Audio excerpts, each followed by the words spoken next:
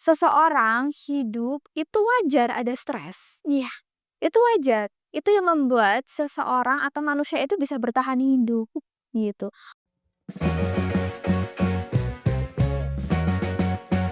Oke, jadi penting buat kita untuk berhenti menghakimi seseorang gitu ya, Dok.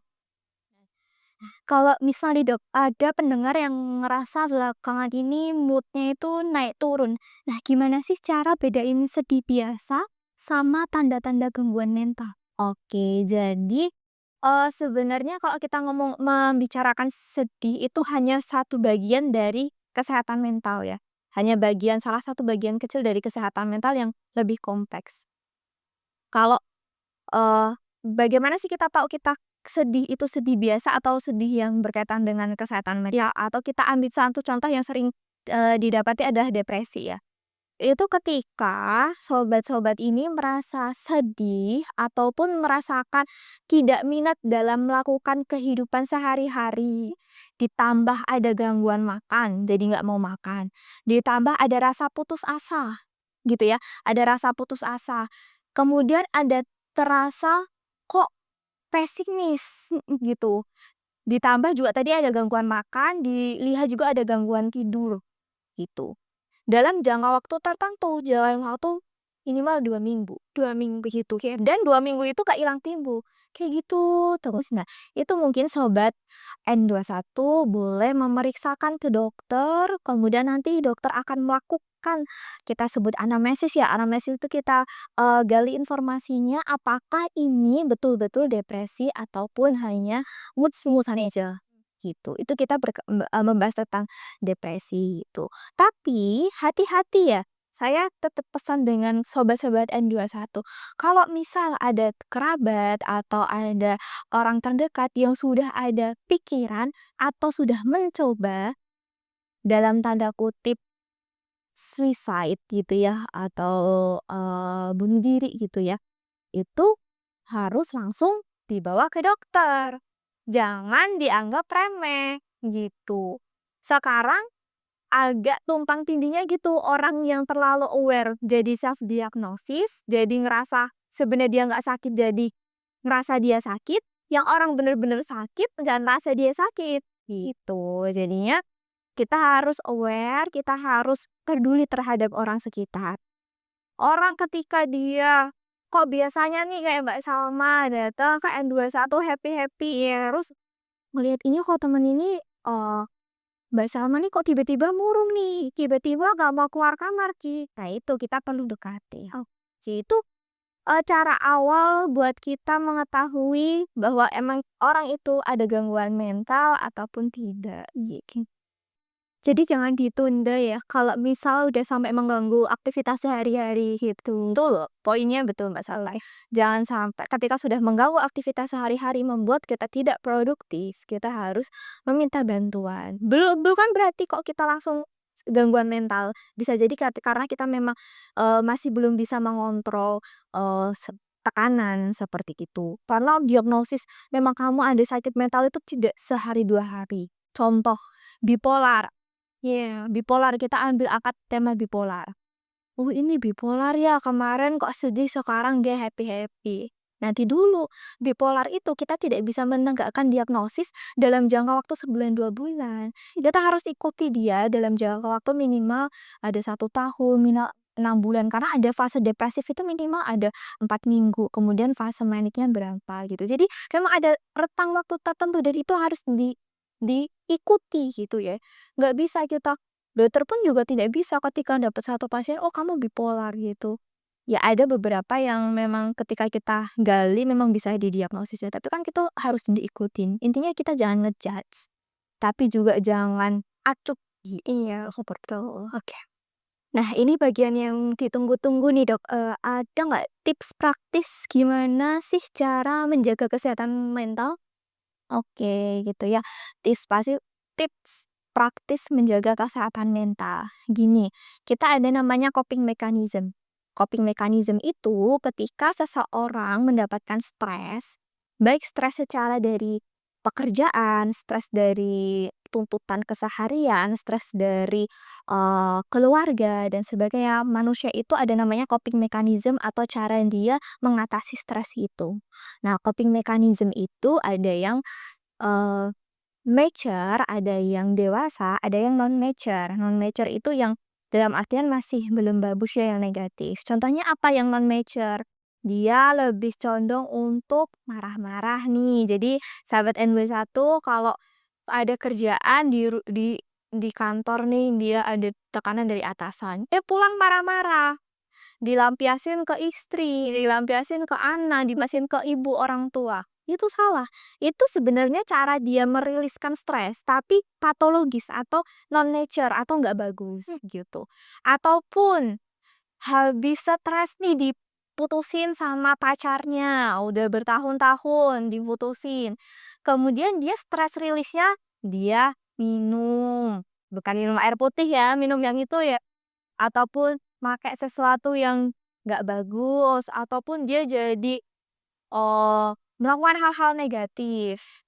Itu sebenarnya bagian dari dia merilis stres, tapi salah, patologis juga gitu. Ataupun dia blocking, blocking contohnya gimana, "Aku gak peduli," gitu. Ada kan orang yang mungkin, ada stres di keluarga gitu, "Udahlah aku nggak mau peduli, aku nggak mau bahas tentang itu." Itu juga salah juga gitu. Jadi solusinya adalah ketika ada stres atau ada, eee, suatu tekanan kita harus rilisnya dengan sesuatu hal yang positif. Banyak metodenya. Satu, bisa dengan cara mengalihkan atau memproyeksikan dengan hobi, gitu. Mbak Salma hobinya apa? Apa ya? Masak mungkin? Masak mungkin ya. Tahu tuh Mbak tuh, Mbak Salma nih suka masak nih.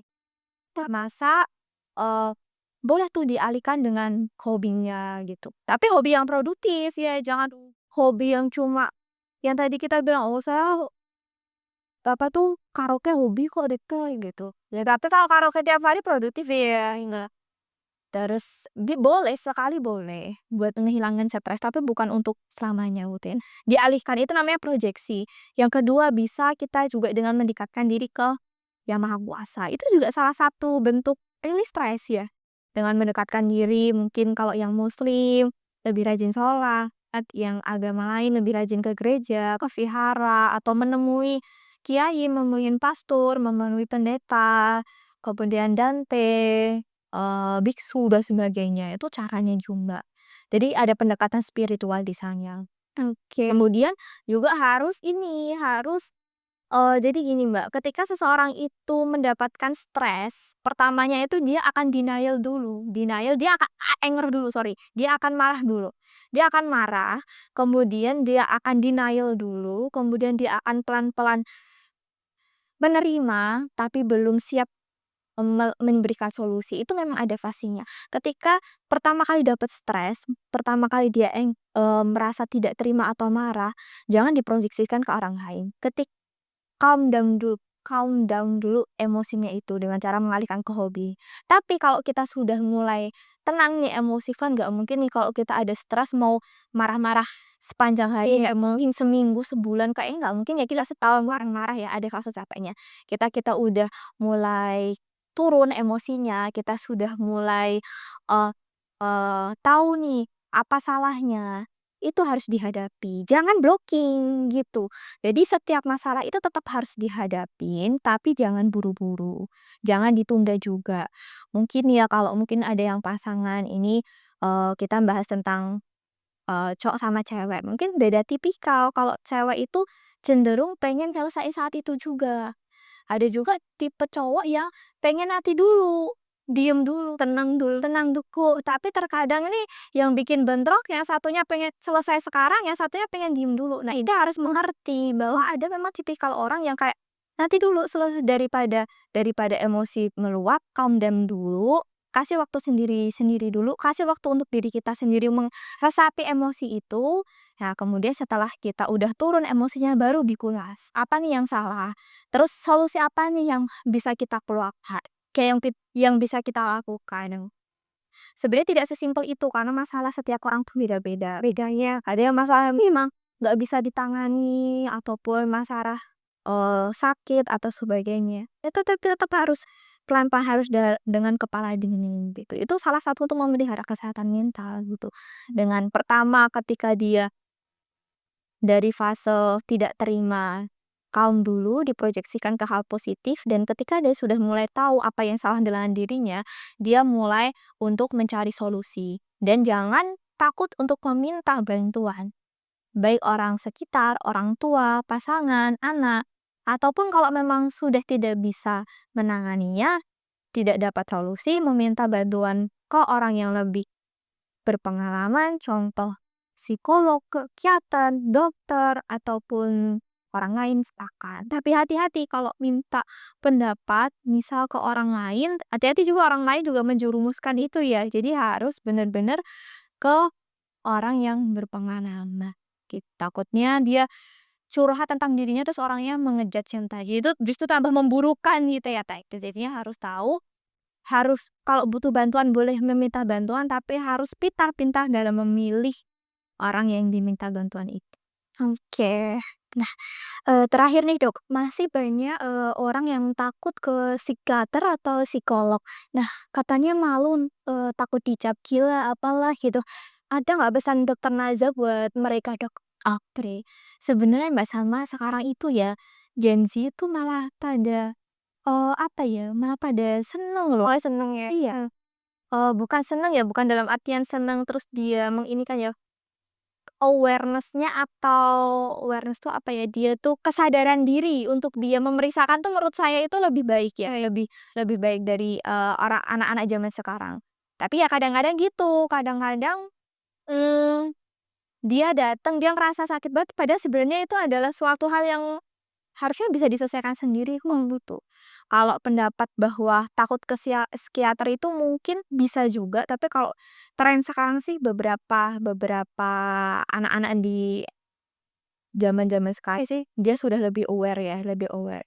Tapi kalau misal yang untuk orang-orang yang masih mau gitu ya, itulah tugas kita sebagai orang di sekelilingnya gitu.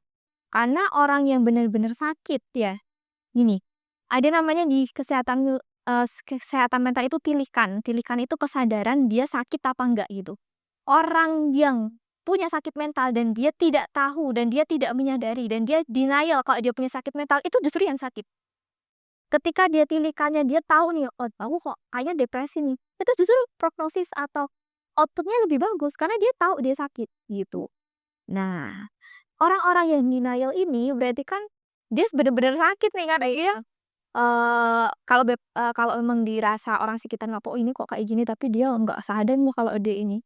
Ya itu perlulah orang di sekitarnya untuk memotivasi, memberikan rasa aman, tidak gitu, gitu sih. Jadi ketika orang itu malu, ketika orang jadi gini, ada tuh tilikan itu beberapa, satu dia bener-bener nolak, "Aku nggak sakit," gitu.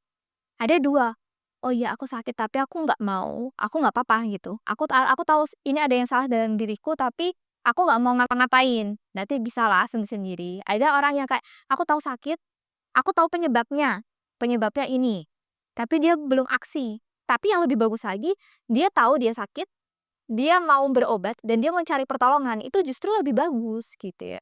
Jadi ketika memang udah ada awareness ataupun kesadaran bahwa butuh bantuan, silahkan, memeriksakan diri untuk di-screening apakah memang ada sakit mental atau tidak.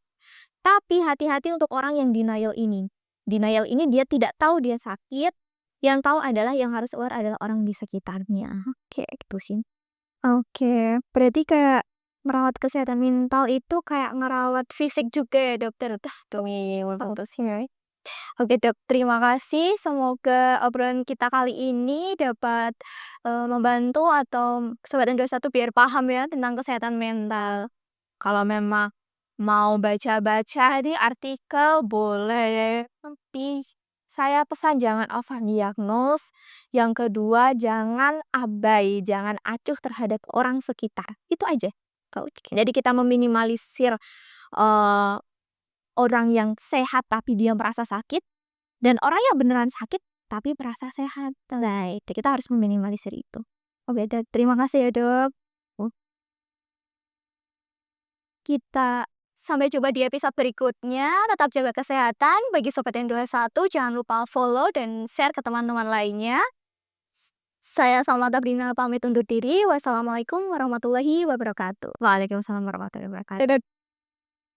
See you again.